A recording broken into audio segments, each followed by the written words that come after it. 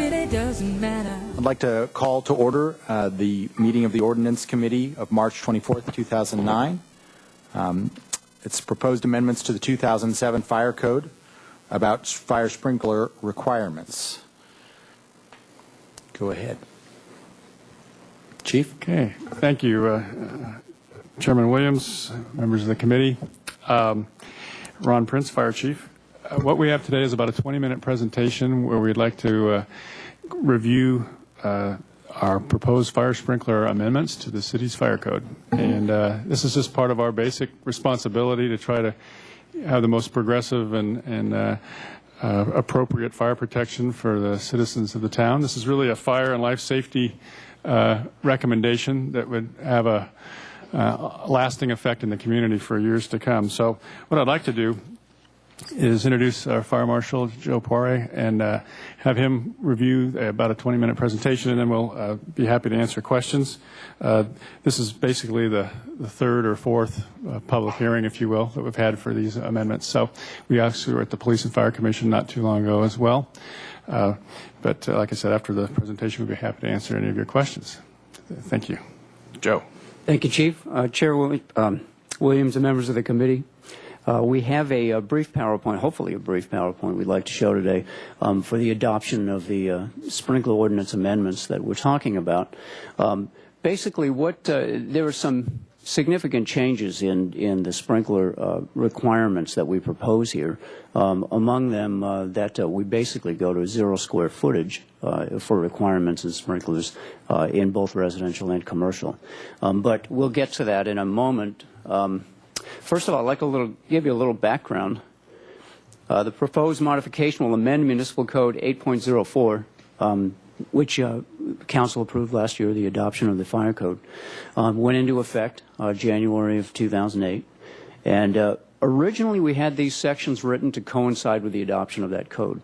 And we deliberately pulled them from the code adoption because we wanted more time to have public hearings and so forth and offer a chance for stakeholders to have some input. And I'm glad we did that.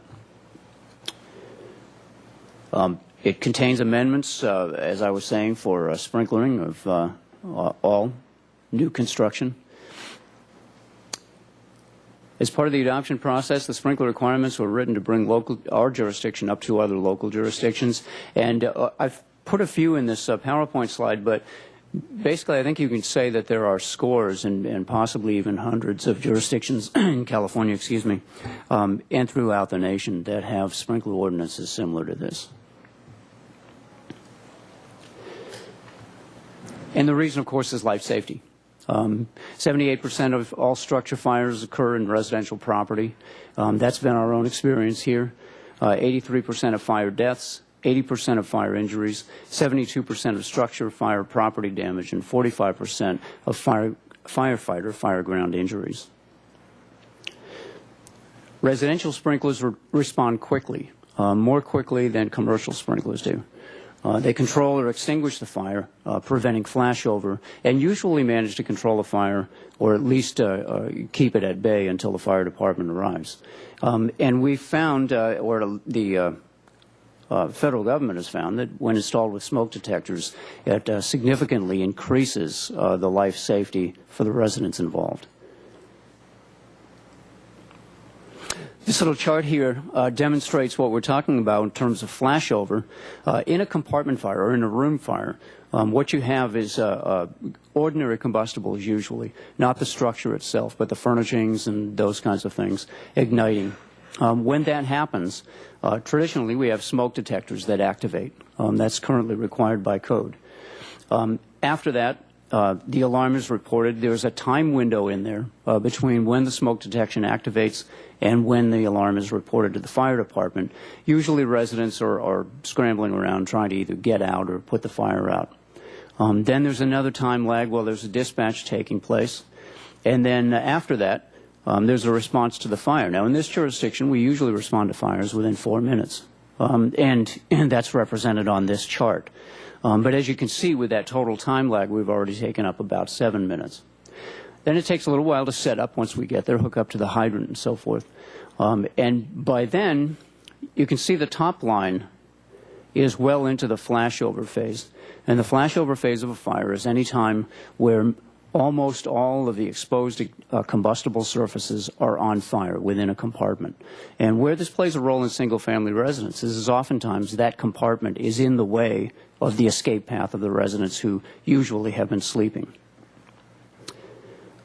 So with sprinklers, that's the traditional response curve of a commercial sprinkler, which respond fairly quickly but are usually rated at an average of 165 degrees. The blue line represents the response curve of a residential sprinkler, which are more quick to respond. And as you can see, in most cases, a residential sprinkler is going to control a fire before the fire department has to come and hook up and put water on it through hydrants.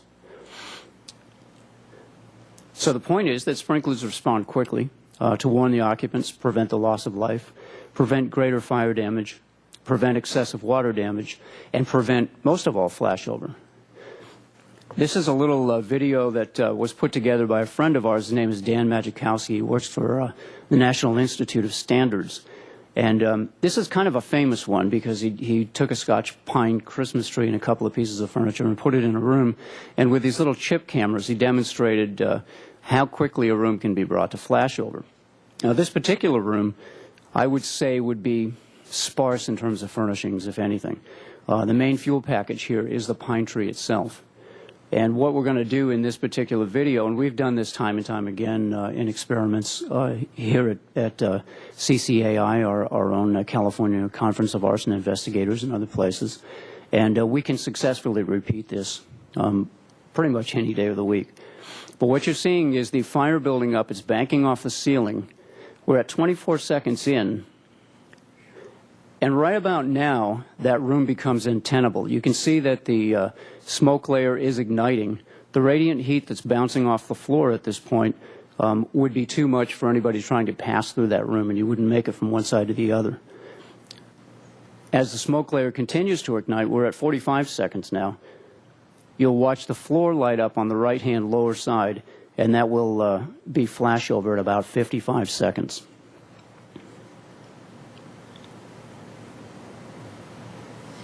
And we show you this to illustrate how little time it takes to bring a compartment fire to flashover. So what we asked of NIST, I think that's the one, yeah, that's the correct one.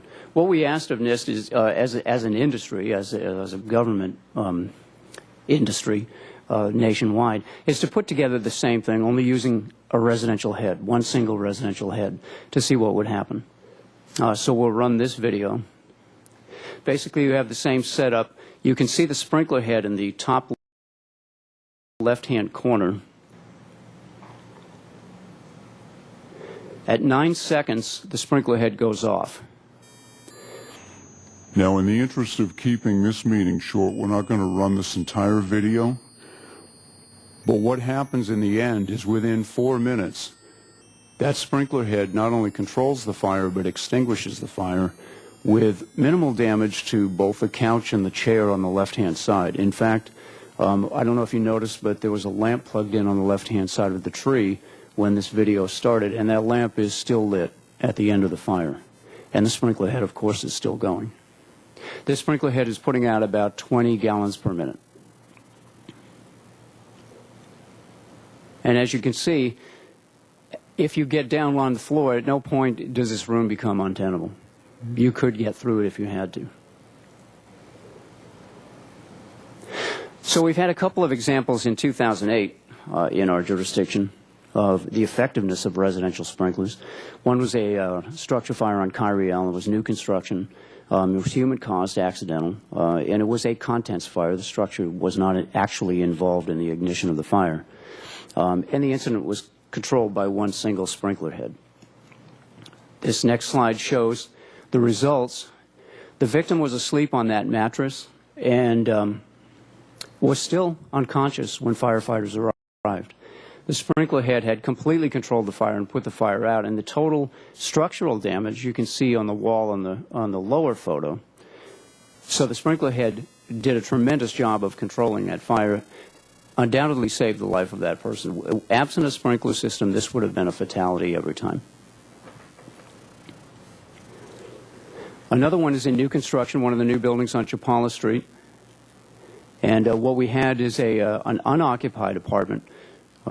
They were painting, and they had the kitchen draped off in visqueen or plastic. And one of the stove burners was left on by accident, ignited the visqueen, which in turn burned up.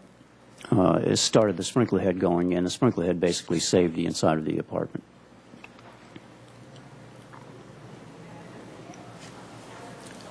United States Fire Administration position paper supports sprinklers. This is a statement that they issued at the end of a white paper. It is the position of the U.S. Fire Administration that all homes should be equipped with both smoke alarms and automatic fire sprinklers. And if we could address a few myths before we go on, sprinklers go off all at once. They don't. Only the sprinkler heads that are affected by heat will go off. Sprinklers cause excessive fire damage. Also, at 20 gallons per minute, far less than firefighters will cause when we come in with hoses.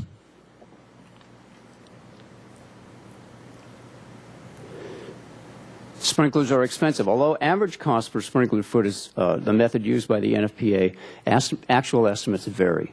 We have found that in this jurisdiction, it is more expensive than the NFPA's estimate. I believe they have it at $1.61 per sprinkled square foot, and we're closer to $3 average. But it depends on the difficulty and the number of stories and how difficult it is to put in. And this is what I was referring to. Our local range seems to be in the area of $225 to $350 a square foot.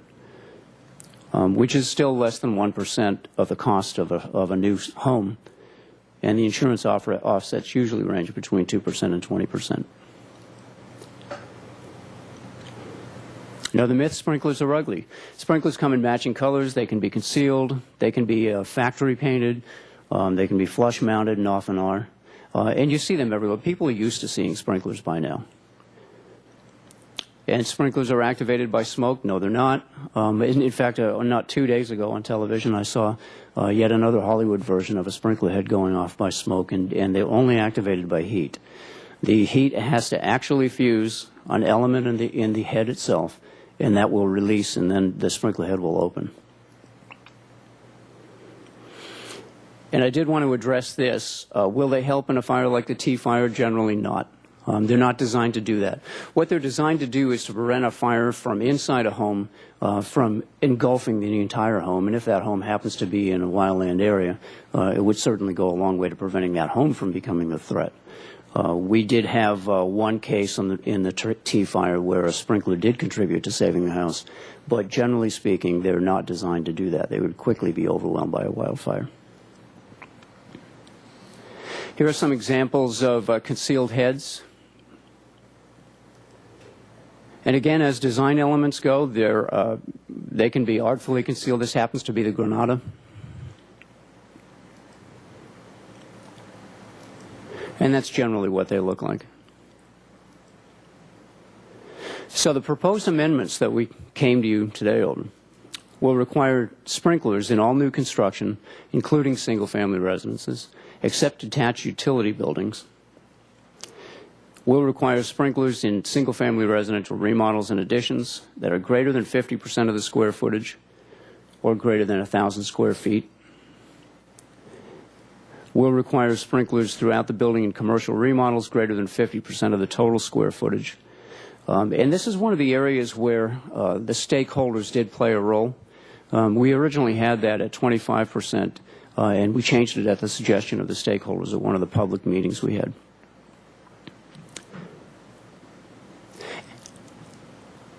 Installation standards will be the standards nationwide, NFPA 13, 13R, and 13D for commercial, multi-unit residential, and single-family residences, respectively. 13D is the standard for single-family homes, and that allows for domestic water to be used on the system so we don't have to trench a water main from the street or tap into a water main or anything like that. So right now, sprinklers are required in new construction greater than 5,000 square feet. In the proposed, sprinklers are required in all new construction.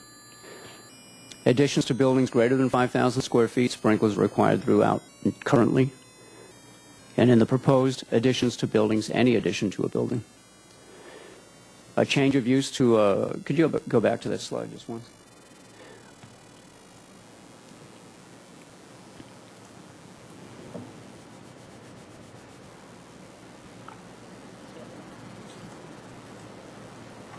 Okay, change of use to a more hazardous use in a building greater than 5,000 square feet is the current standard. Any change of use will be the standard under these proposals. And then remodels to existing buildings do not trigger sprinklers regardless of the square footage currently, and remodels that are greater than 50% will in the new proposed ordinance.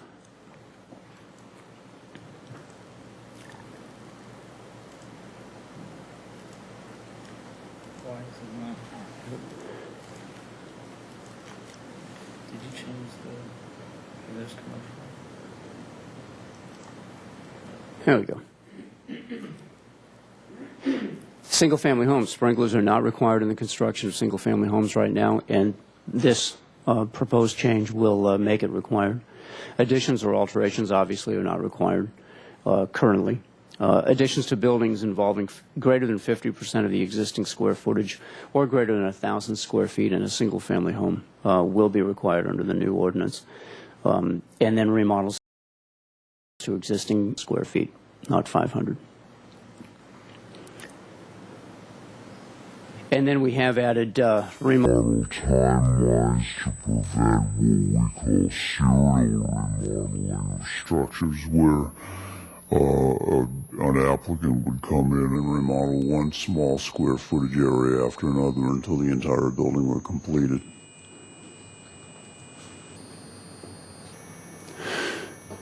So we feel that we have a lot of support for sprinklers from a life safety point of view.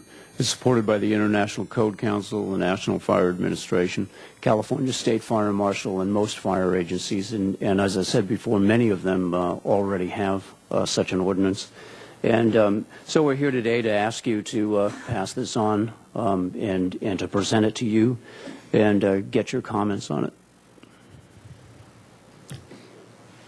Any questions from committee members?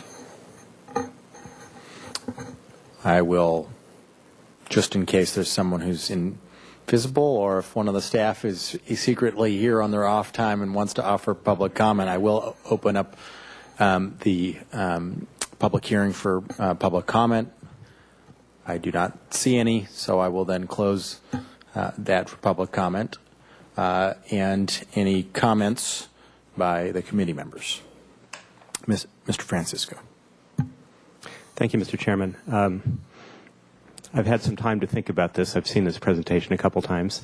And I did have some concerns, which I shared with Mr. Poirier, about the costs. I mean, smoke detectors are cheap. This does add a measurable cost to construction.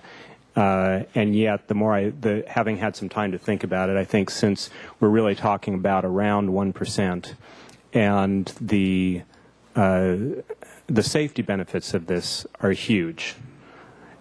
And we're basically talking about either new construction, which, let's face it, there isn't a whole lot of that in this town anyway, or a major remodel. So I think, all in all, it's absolutely justifiable. And from what I saw of the few people who did show up among builders and contractors who had some concerns about this, it seemed like the consensus was they were satisfied with this as well. So if they're satisfied and the safety benefits are so obvious, I think this is something that we should go along with. Thank you. And we appreciated the stakeholders' input. They were actually very helpful in crafting a better ordinance. Yeah. Any other comments from committee members? Mr. House. In the ordinance, it has the big setup for it in findings. Talk about climatic, topographical, and geological conditions, and it essentially really puts this in a broader context than just the individual home.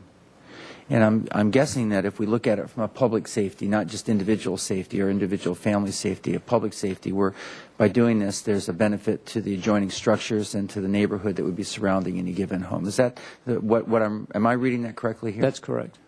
Okay, good. Well, I think that having gone out and gotten more input was the right thing to do. And I believe that the small amount of changes, but the one change in particular there makes a lot of sense. And so I move that we forward these ordinance amendments to the City Council for introduction and adoption. Second.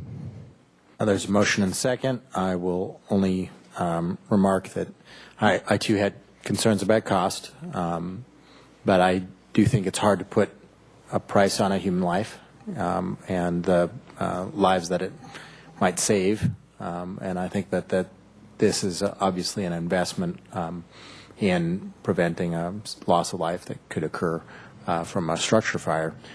And so I will support the recommendation. All those in favor, say aye. Aye. Opposed? Unanimous recommendation to council. Thank you very much for the very complete presentation. I think it's a good education for whomever actually watches the ordinance committee. But the fact is, those videos are really compelling, and when people see that, I think it's there's a shock value to it.